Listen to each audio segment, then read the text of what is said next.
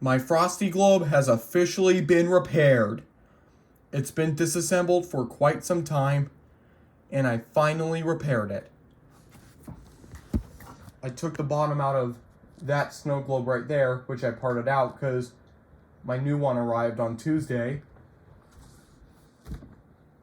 Let me show you. See?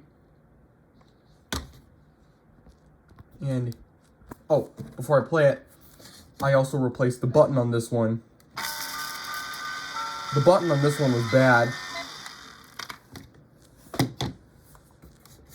Oh, here this one? Well, here it is in action.